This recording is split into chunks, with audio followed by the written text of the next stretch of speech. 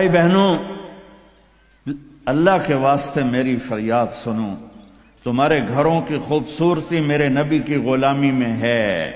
یہ ڈبل جابیں چھوڑو، یہ بڑے بڑے گھروں کی دوڑ چھوڑو، بڑی بڑی گاڑیوں کی دوڑ چھوڑو، اپنے گھروں کو بچاؤ اللہ کے واسطے، کیونکہ یہاں کی نسل خطرے میں ہے۔ پاکستان میں کوئی برے سے برا بچہ بھی ہوگا تو ایتھیسٹ نہیں بنے گا، اسلام نہیں چھوڑے گا، یہاں اسلام چھوڑ دیتے ہیں۔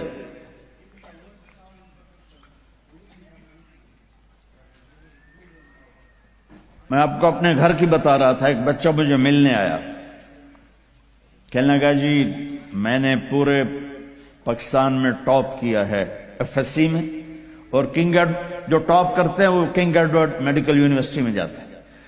تو 2 دفعہ میں خودکشی کی کوشش کر چکا ہوں، پلز کھائیں، گولیاں، لیکن وہ زندگی تھی، بچ گیا۔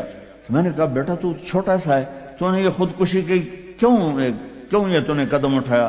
کہا جی میرے امی اور ابو اتنا لڑتے ہیں کہ ڈسہارٹڈ ہو کر میں 2 دفعہ خودکشی کی کوشش کر چکا۔ ماں اور باپ کی لڑائی نے اتنے بریلینٹ قابل بچے کو مرنے پر مجبور کر دیا۔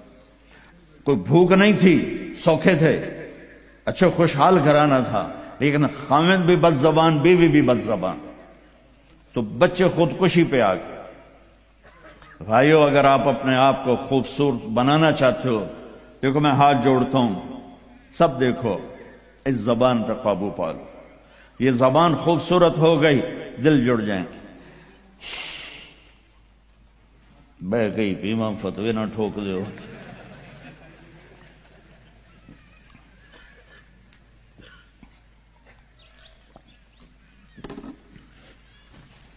ہماری ایک دھوبن تھی ماسی شریفہ، 85 میں بیچاری فوت ہوئی، چھوٹا قد تو بڑی لڑاکی۔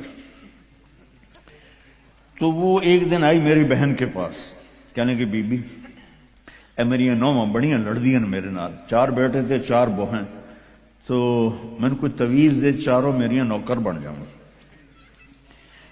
میری بہن کو تو پتا تھا کہ لڑدی تھا آپ ہے، تو اس نے نا اسے کاغذ پر کچھ لکھا کے نا یوں کر کے نا اسے تعویذ کو رول کر کے، کماسی شریفہ اے تعویذ ہے بڑا سانپ کے رکھا ڈالا، جب تیری لڑائی ہونے لگے تو نے یہ تعویذ ایتھے رکھ کے چک مار دینا ہے۔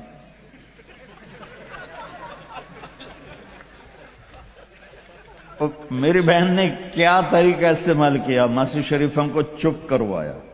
اب تعویذوں کا بڑا مانتے ہیں ہمارے دیہاتوں میں، تو وہ ہفتے بعد آ گئی، کہنے کہ بی بی تو بڑا چنگا تعویذ دیتا ہے، میری تو ساری لڑائی ختم ہو گئی، کیونکہ ماسی شریفہ چپ ہو گئی۔ تو میں نے یہ 2 تعویذ بنائے ہیں، ایک آپ مستورات لے لو، ایک آپ لے لو، جب لڑائی ہو تو چک مار کے بہ گئے کرو، آپ کی لڑائی ختم ہو جائے گی۔